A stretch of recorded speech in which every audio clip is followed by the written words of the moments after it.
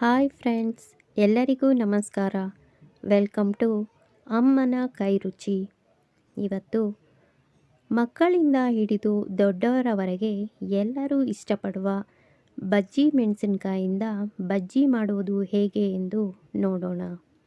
ಇದನ್ನು ಹೊರಗಡೆಯಿಂದ ತಂದು ಮಕ್ಕಳಿಗೆ ತಿನ್ನಿಸುವುದಕ್ಕಿಂತ ನೀವೇ ಮಾಡಿ ಮಕ್ಕಳಿಗೆ ಕೊಟ್ಟರೆ ಮಕ್ಕಳು ತುಂಬ ಇಷ್ಟಪಟ್ಟು ತಿನ್ನುತ್ತಾರೆ.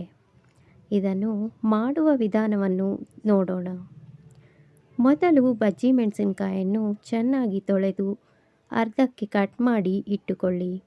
ಮೊದಲು ಗಟ್ಟಿ ಹಿಂಗನ್ನು 3 ಚಮಚದಷ್ಟು ಬಿಸಿ ನೀರು ಹಾಕಿ ಚೆನ್ನಾಗಿ ಕರಗಿಸಿ ಪಾತ್ರೆಗೆ ಹಾಕಿಕೊಳ್ಳಿ. ಅದೇ ನೀರಿಗೆ 1/4 kg ಅಷ್ಟು ಕಡಲೆ ಹಿಟ್ಟನ್ನು ಹಾಕಿ ನಂತರ ಅದಕ್ಕೆ 2 ಸ್ಪೂನ್ನಷ್ಟು ಅಕ್ಕಿ ಹಿಟ್ಟನ್ನು ಸೇರಿಸಿಕೊಳ್ಳಿ. ಇದಕ್ಕೆ ರುಚಿಗೆ ತಕ್ಕಷ್ಟು ಉಪ್ಪು ಮತ್ತು 1/2 ಸ್ಪೂನ್ನಷ್ಟು ಅಚ್ಚ ಖಾರದ ಪುಡಿಯನ್ನು ಹಾಕಿ ನಂತರ 1/4 ಸ್ಪೂನ್ನಷ್ಟು ಅಡಿಗೆ ಸೋಡಾವನ್ನು ಹಾಕಿ ಚೆನ್ನಾಗಿ ಮಿಕ್ಸ್ ಮಾಡಿ.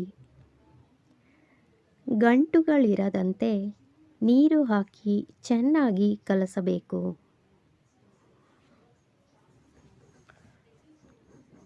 ಗಟ್ಟಿ ಎನಿಸಿದರೆ ಇನ್ನೂ ಸ್ವಲ್ಪ ನೀರು ಬೆರೆಸಿ ಗಟ್ಟಿಯಾಗಿ ಕಲಸಿಕೊಳ್ಳಿ.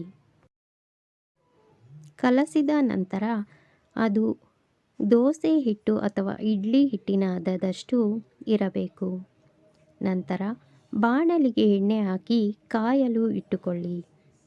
ಕಲಸಿದ ಮಿಶ್ರಣಕ್ಕೆ ಕಟ್ ಮಾಡಿದ ಬಜ್ಜಿ ಮೆಣಸಿನಕಾಯನ್ನು ಅದ್ದಿ ಎಣ್ಣೆಗೆ ಹಾಕಿ. ಇದು ಹೊಂಬಣ್ಣ ಬರುವವರೆಗೆ ಚೆನ್ನಾಗಿ ಬೇಯಿಸಬೇಕು. ಎರಡೂ ಕಡೆಯೂ ಚೆನ್ನಾಗಿ ಹೊಂಬಣ್ಣ ಬಂದ ಮೇಲೆ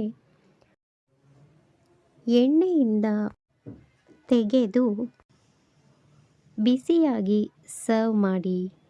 ಈಗ ಬಜ್ಜಿ ಮೆಣಸಿನಕಾಯಿಂದ ಗರಿಗರಿಯಾದ ರುಚಿಯಾದ ಬಜ್ಜಿ ರೆಡಿಯಾಗಿದೆ. ಈ ವಿಡಿಯೋ ನಿಮಗೆ ಇಷ್ಟವಾದರೆ ಲೈಕ್ ಮಾಡಿ, ಶೇರ್ ಮಾಡಿ, ಕಮೆಂಟ್ ಮಾಡಿ. ದಯವಿಟ್ಟು ಈ ಚಾನಲನ್ನು ಸಬ್ಸ್ಕ್ರೈಬ್ ಮಾಡಿ.